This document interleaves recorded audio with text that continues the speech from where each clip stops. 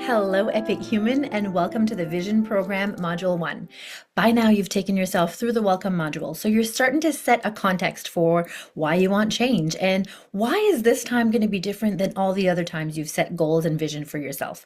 It is such an important foundation to everything that we are about to do, so if you haven't had a chance to do the welcome module yet, I highly recommend that you head on over there right now and do it, and we will be right here when you get back. Bye! All right. Now, if you have taken yourself through the welcome module, you'll remember that we talked about the four bodies and how the role that each of them play into how we experience our reality. And now we're going to talk about why it's important when it comes to setting goals, creating vision. And it can be super helpful to know which body or which mode you are in when you are setting the goals from. It can also be super helpful to give each of these main bodies or main modes their own goals. Because if you have too many physical body goals, like if all of your goals were physical body, you may feel physically depleted and drained. If you have too many mental body goals, this can leave you eventually feeling uninspired or even mentally exhausted. If you have too many emotional goals, this leads you all over the place. You're dreaming, you're in like your daydreaming land all the time. You're dreaming of all these amazing things and it feels so good, but you never get anything done. So lots of dreaming, but no physical body action. Too many energy body goals or too many spirit body goals can leave you not fully immersed in your human experience. And if it's good to live in ease and flow, but if you're always living in ease and flow, you're never getting out of your comfort zone. They're called growing pains for a reason. But when you're in alignment with all four bodies, the growing pain doesn't have to be painful. Of course, though, it's going to require some effort on some days. And that's the whole purpose of coming to Earth to experience life.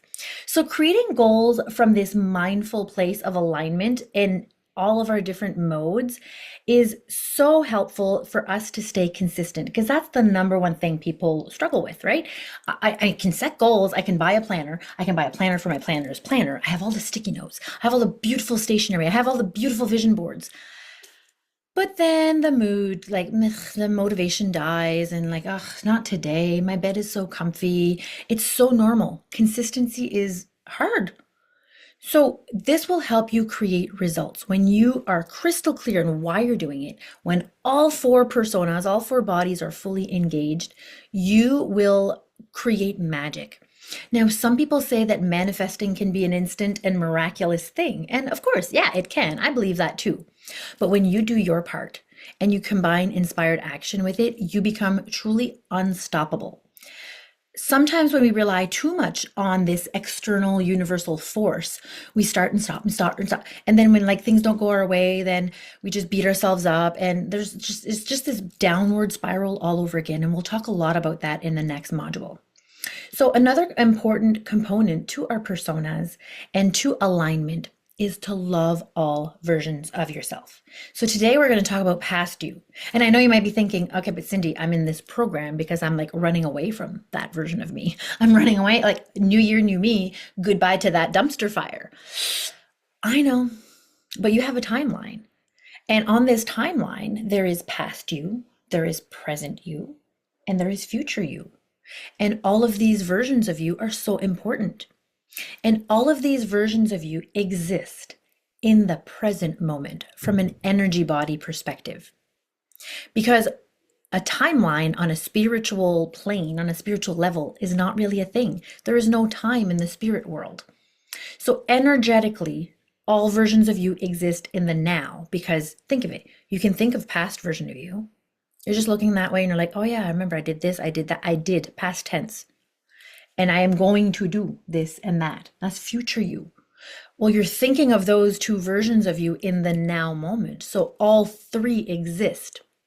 And we're going to dive a little bit deeper into that just to help you conceptualize like how that is relevant and how that can help you create your dreams.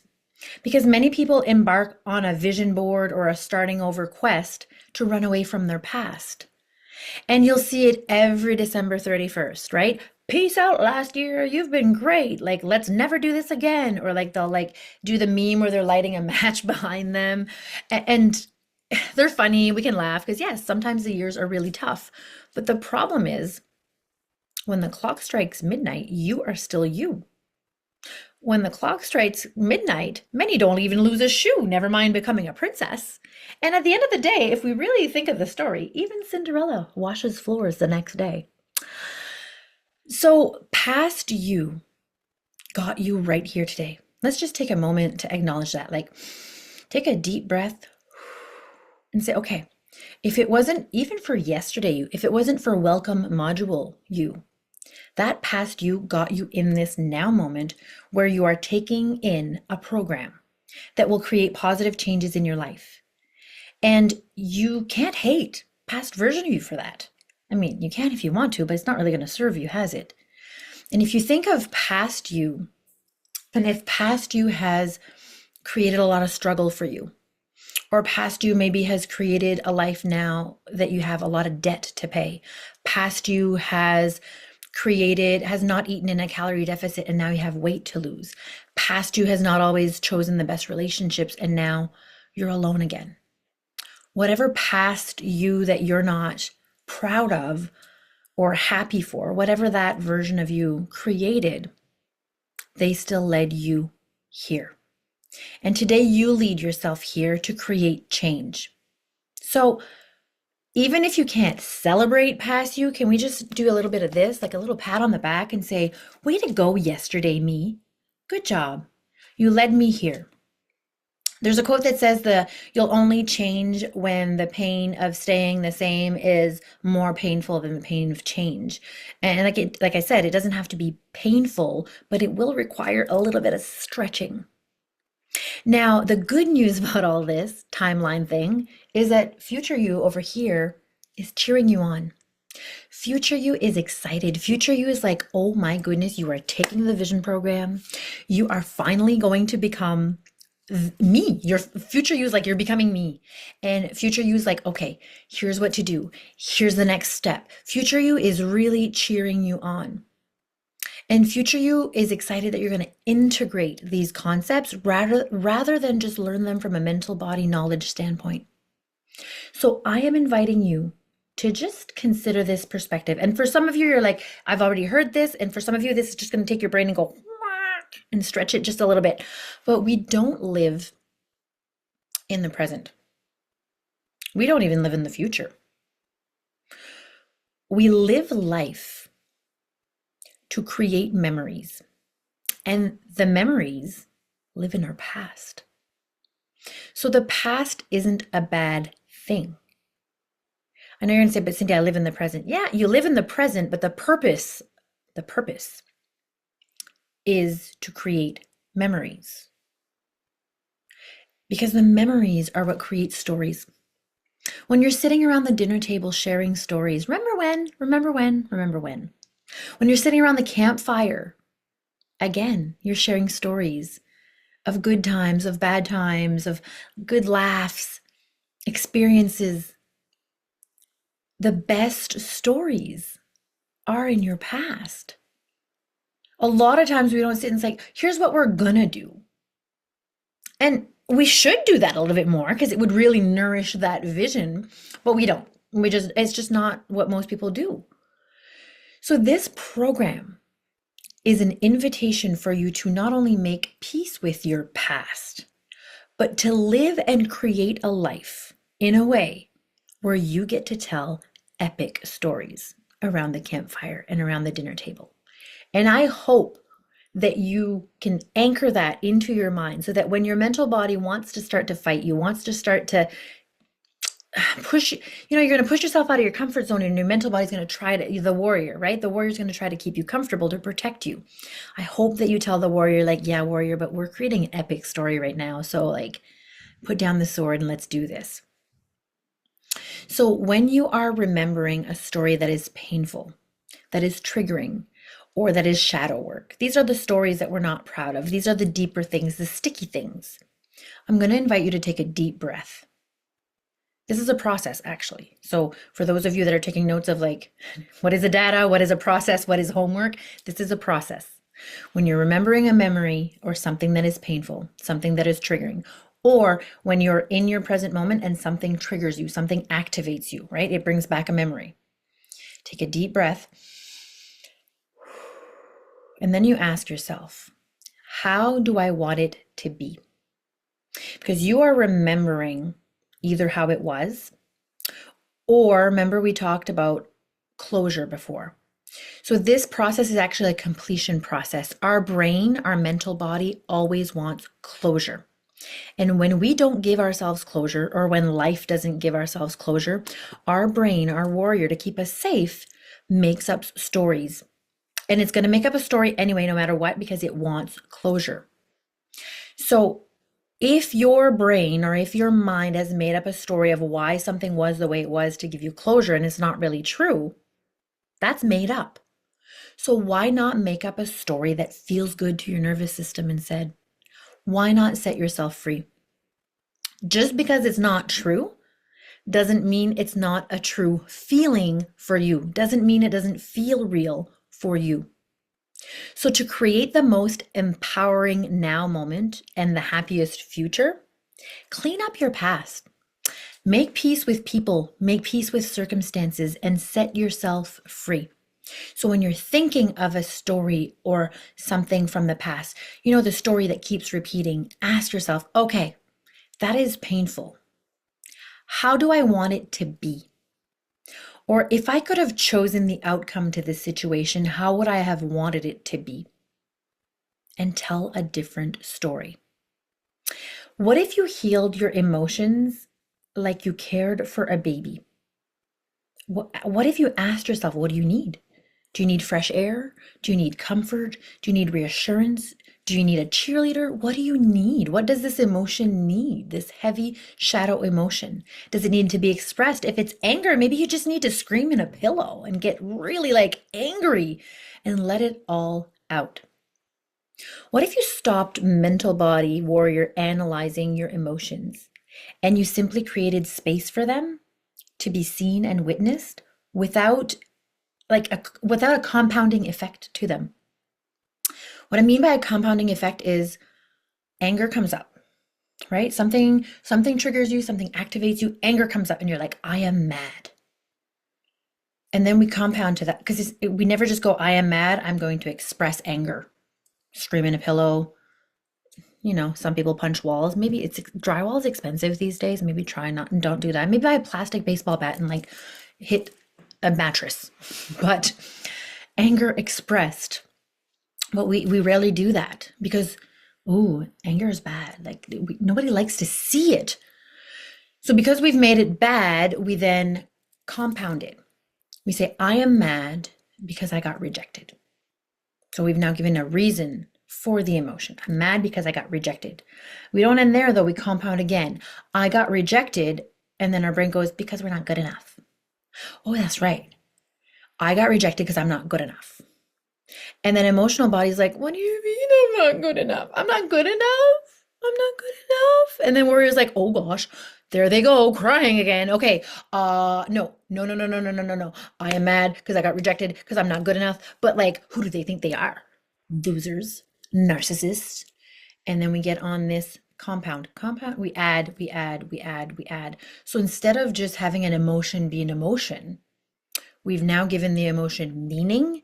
We've usually attached the emotion to a situation, and then we've usually attached it to another person. Because although that is not comfortable, and although a lot of times that is even painful, it still makes it easier. Or at least we've tricked ourselves into thinking it's easier to project onto someone else than to actually look at it, sit with it, and be in the discomfort of it, and to create space for it. So in the last module, we talked about time not healing all wounds. Time does not heal all wounds. Well, in this chapter, I want to remind you that the universe also doesn't test you. How many times have we been struggling and we're like, okay, universe, what's the lesson? What's the test? And we get mad at the universe for testing us. Or we're like, okay, spirit guide, what's this lesson about? And we get mad. That's not how it works. The universe, spirit guides, whatever you want to call it, they are unconditional love and light. They support us. They encourage us. They're like a coach. So let's say you played sports and you had a coach. Would your coach be like, here, I'm just going to throw this obstacle in front of you? No, your coach wants you to win. So your coach is going to be like, okay, there's the obstacle. Not sure how the obstacle got there, but here's how we're going to get you through it. So the universe doesn't send you the obstacle. Life, 3D reality, is filled with obstacles. We're co creating with other humans, and let's face it, although I see the divinity and the beauty in every individual, some people are just jerks. And they just somehow made it to your path. And sometimes that happens, and it's not because you manifested it or you had a shitty thought or whatever it may be. It's just co-creation. What you do with that, though, that is your responsibility. How you respond to that, that is your responsibility. So when they say time does not exist in the spirit world, really what they mean is time is relative to your experience of it. And what I mean by that, and I'm going to give you the perfect example, two of them, because I'm sure you've experienced both of these. Imagine 15 minutes on a treadmill, or if you're running, 15 minutes. You are checking each minute. Like I did a learn to run program, and it was like run 1 minute, walk 1 minute. Those were the longest minutes that ever minuted. Like they were excruciating. But 15 minutes having a soulful conversation with someone you just vibe with, time flies, doesn't it? Like going on a date that just goes really well. And it's just like, "Whoa, have we been here 2 hours?" But going on a date that's excruciatingly painful, and you're like, has it only been 5 minutes? Or you go on a 7 day vacation, right? A lot of us, when we take a vacation, it's like 7 days. And it just, when you get there, you're excited, and then you blink and you're like, oh gosh, it's time to go home. Is that the same as 7 days? Let's say you were locked in a closet. 7 days locked in a closet would probably feel a lot longer than 7 days at an all-inclusive vacation. So time, it's not that time doesn't exist, it's time is relative to your experience of it. So are we letting time define our reality? Are we letting time define our healing? So as you take yourself through this process of creating space for emotions and healing that shadow, healing those pains, healing those triggers, I'm inviting you to not let time define your healing. But Cindy, this, I've been holding on to this for 20 years. How can I just let it go like that? Because you get to tell a different story. You get to tell a different story. How would you like it to be? And tell that story and say, but that's not how it was. No, but if how it was is no longer serving you to keep telling the story, if how it was isn't helping you heal, you need to stop telling the story of how it was. Or you need to tell the story of how it was in a therapeutic setting. Get a therapist, get a psychologist, whatever you need, professional help to then tell it how it was, but to take yourself through a completion process. If you keep telling the same stories, expecting the story to eventually change just by magic and miracle, unfortunately, it's not going to happen. However, good memories remain just that. They remain memories in your active imagination, in your emotions, and they are beautiful, aren't they? If you close your eyes and you think of the happiest day of your life, some of you are like, I don't know, I can't pick just one. Some of you are like, oh, I know exactly which one. And you can bring yourself back there with your active imagination. You can feel it. Who was there? What was it like? What were the sounds? You can really bring all of your senses to that, can't you? And it feels like you're there again. Well, bad memories become the same, but not really. Because the good memories, it's usually just your emotions that are engaged. But the bad memories are your emotions. And then your warrior's like, I'm making sure that we're keeping things safe here. So the warrior keeps telling the story because your warrior wants to protect you so that it never happens again. And that is super valid, by the way. When we talk about life lessons, like you've gone through some stuff that you're like, whew, I never want to go through that again. That lesson was learned. So yes, remember the lesson. Feel the emotion, no matter how ugly it is. And then just remember the lesson. Detach the lesson from the emotion. And once you can do that and you can keep going, or in the words of Dory, just keep swimming. Once you can do that and you can just keep swimming, when you don't attach emotions to people, when you isolate the trauma from the person who caused it, when you depersonalize it, that is when you really become, that is when like you heal on such a deeper level. And if you heal how it affected you, you then start to see the person as just a person rather than the trauma. I'm not saying that when you see that person, you're not going to be reactivated or re-triggered. What I'm saying is you're now like you're dissecting it.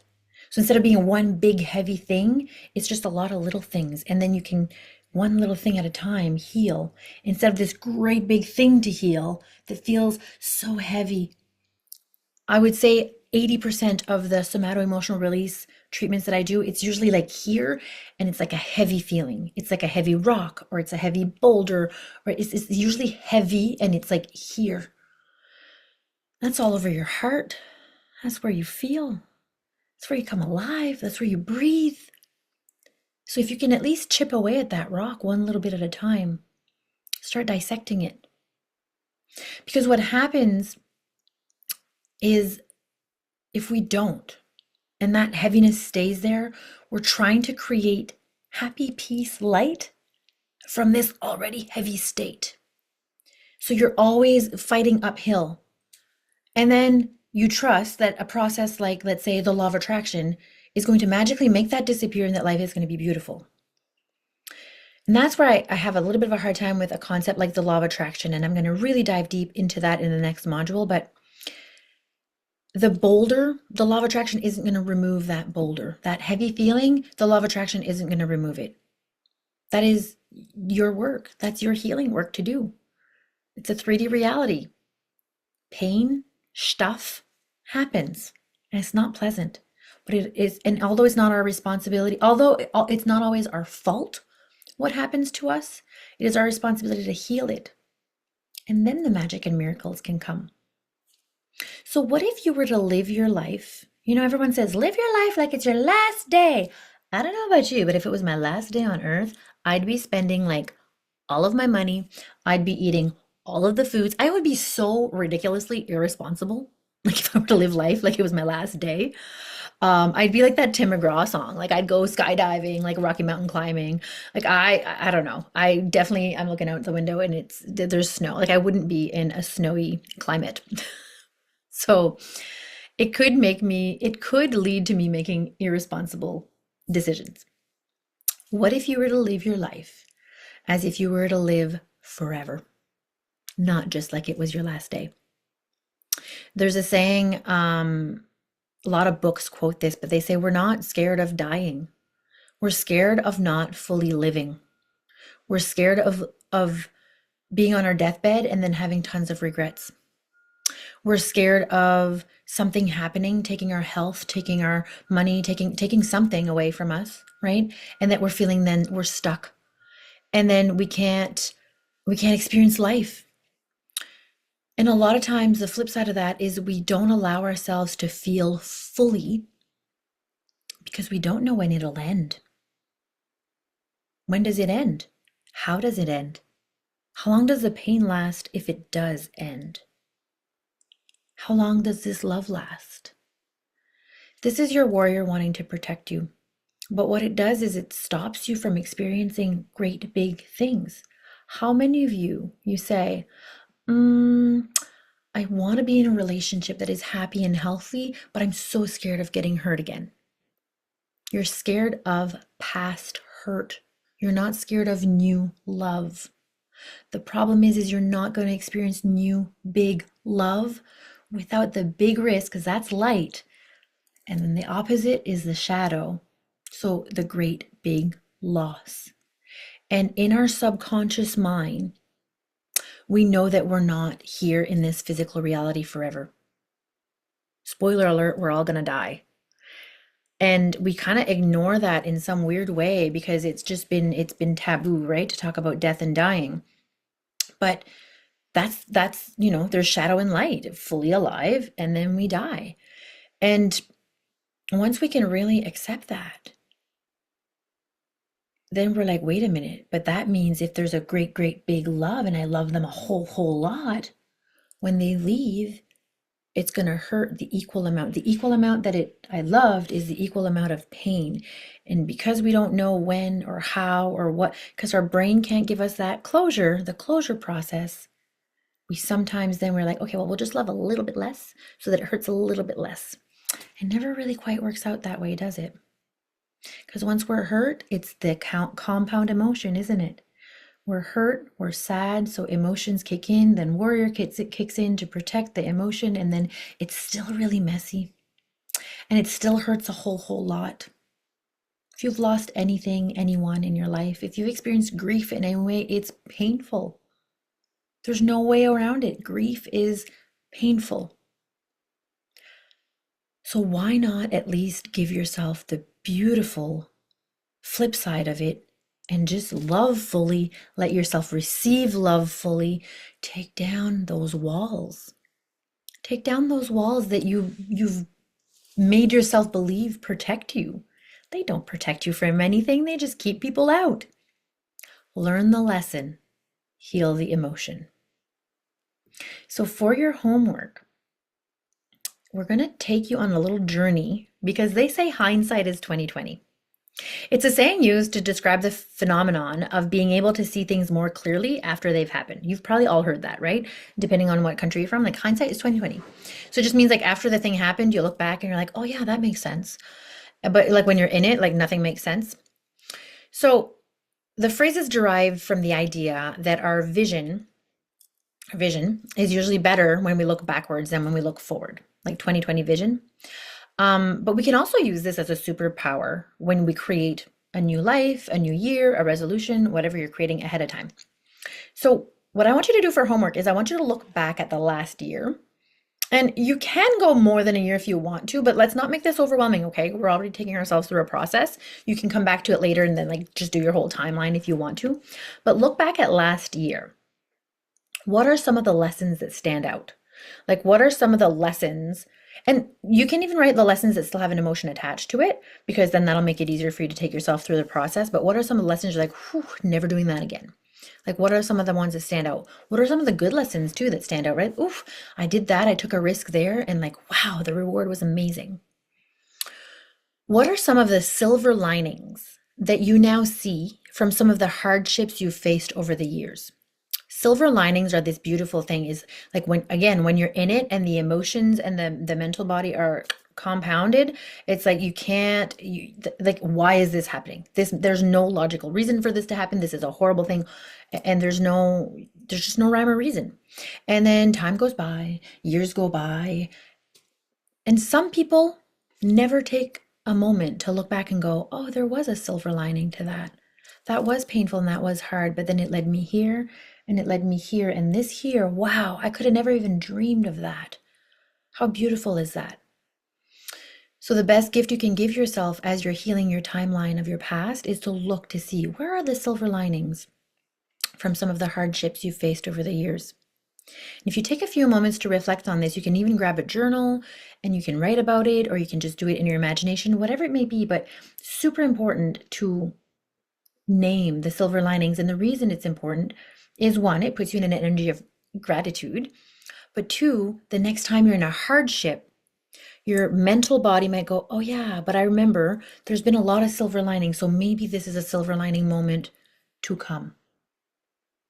It's not a way, this is not bypassing, by the way. There are things that are like emotional and spiritual bypassing. This is actually being very present in your four bodies. The next part of the homework is to take a look at your camera roll. I want you to grab your phone. We all have a phone and we all have like a lot of pictures, right? You can also do a little phone cleanup. That's a story for another day. But take a look at your camera roll and you're going to find at least 10 of your favorite photos of the last year. Some might be big moments, big memories, big things, while others may be just little simple moments that made your heart smile. It can also be more than 10 pictures. And maybe you're like, oh my gosh, Cindy, this year I was so present in my reality that I never even took pictures. That's okay too. You can write them down. But just 10 of your favorite moments.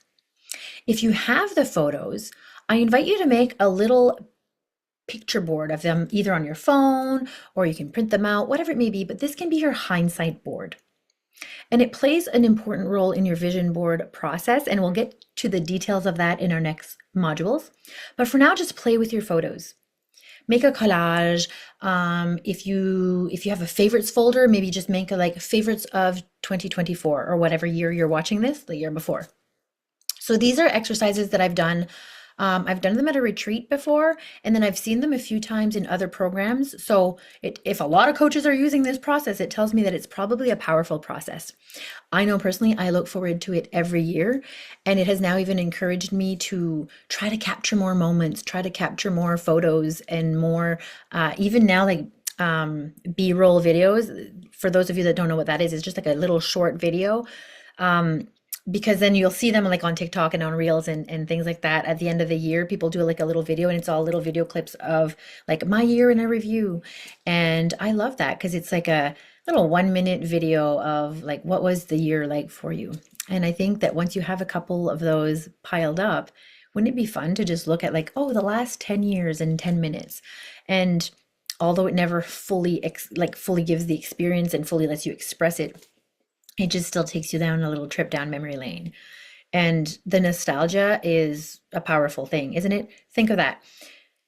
Especially during the holidays, like there's a lot of the traditions and nostalgic moments, and doesn't it just make your heart smile? You're like, oh, it just brings me back. Brings me back. Again, creating memories, living your life in a way that you want to tell the stories, living life in a way that the nostalgic moments are beautiful moments.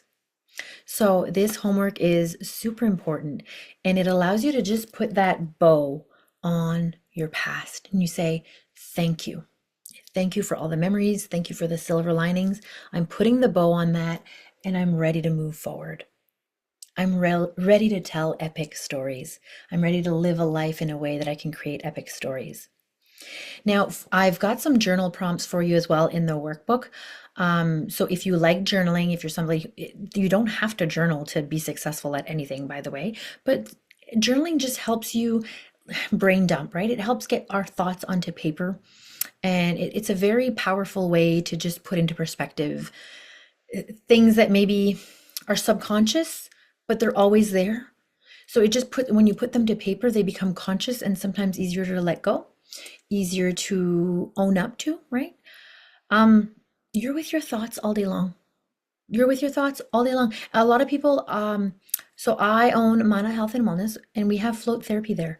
And a lot of people are like, oh my gosh, I cannot imagine being an hour with just my thoughts. That is the scariest thing ever. They're like, you mean, because it's more of a sensory deprivation experience. They're like, you mean I'm gonna just lay there and float and be just me and my thoughts? hmm If that's scary to you, you should probably float more, or you should probably journal more, because you are with your thoughts anyway. They're there all day long, whether you're paying attention to them or not. So journaling just helps brain dump that. If you're scared to journal because you're scared of who might find it, what if I die? There's so many reasons why people get in their own way of journaling. That's okay. They're very valid. They're very real. You can actually just journal, brain dump, and then just rip the paper. You can journal, brain dump, and then have a beautiful little ceremonial fire. There are so many ways for you to be able to journal and then just destroy the evidence. You don't have to keep the pages in a journal. So lots of journal prompts for you throughout this entire program. If you feel inspired to do it, great. If life's already overwhelming and you already have so much on your plate, don't worry about it. As long as you're taking in the modules and doing the homework, you will be extremely successful with this program. You have lifetime access to this program, so you can watch it over and over again. So if there are any modules that feel like you're like, oof, especially this one, right? We're going to the past. Some of us have already done a lot of shadow work, so this is easy peasy. Some of you are just getting started with shadow work, and it's like, whew, there are a lot of people and a lot of circumstances to forgive. This might take me all of 2025. Great. Then let this be the module of 2025 for you, or whatever year you're watching this. But definitely don't skip it. Putting a lot of love on your timeline of your past is such a beautiful gift, and setting yourself free is truly the magic and the miracles. So I hope that you enjoyed your journey so far. I am super excited for the next module, where we're going to talk a lot about the law of attraction and why it might not be working for you, how to set goals from this place of alignment, and the art of visualization, even if when you close your eyes, you can't quite visualize. So I am excited that you're here. I am so grateful that you're here, and I look forward to seeing you real soon.